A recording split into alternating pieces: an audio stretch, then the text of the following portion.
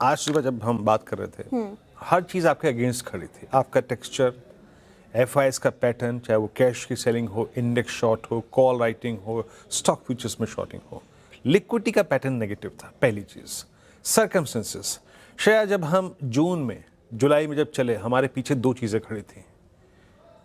एक तो AI rally का कोलैप्स होना और दूसरा क्रूड का रिट्रेसमेंट। जब वो मिनी सीज फायर हुआ था ना, वो जो मध्य में, और जब क्रूड रिट्रेस होकर ऑलमोस्ट 69 तक आया था, हमने उस पीरियड को एंजॉय किया श्रेया। बट सडनली ये दोनों फोर्सेस हमारे अगेंस्ट थी, चाहे वो एआई रैली का फिर रिज्यूम होना, कल वॉल स्ट्रीट पर फिलाडेल्फिया इंडेक्स में स्ट्रॉन्ग मूव था, सारे चिप स्टॉक्स मूव कर रहे थे।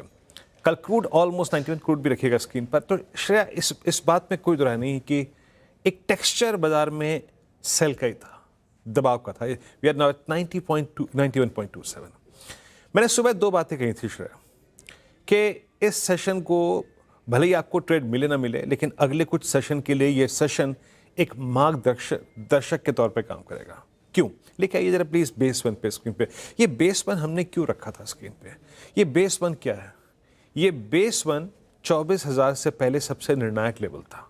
क्या था ये? यहीं पे आपका 50 डेमा है, यहीं पे आपका 100 डेमा है। एक ऐसे सूरत हाल में जब आप 10 तोड़ चुके हैं, 20 तोड़ चुके हैं, 200 डेमा तोड़ चुके हैं, this was the last as.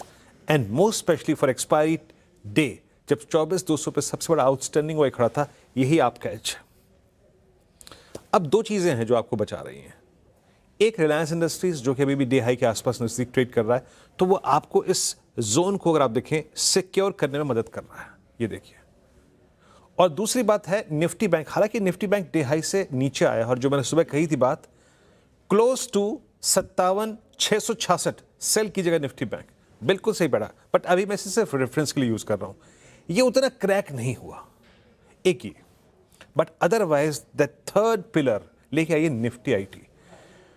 एक सेकेंड, हाँ, तो 1 जुलाई को निफ्टी आईटी ने शेयर एक स्ट्रेंथ दी थी और एक रिवर्सल में निफ्टी आईटी आया था, और 9 जुलाई को इसने रीगेन किया था 20 डे एक्सपोनेंशियल एवरेज, और आज 9 जुलाई के बाद पहली बार 18 अगस्त को इसने तोड़ दिया 20 डे में। तो ये प्रेशर डालता हुआ पार्शियल प्रेशर निफ्टी बैंक का, और निफ्टी आईटी जो, ये रिलायंस जो है, उस प्रेशर को रिलीज कर रहा है। तो मल्टीपल क्रॉस कॉम्बिनेशंस हैं। एक बात याद रखिएगा। अब लेके आइए जरा ऑप्शंस।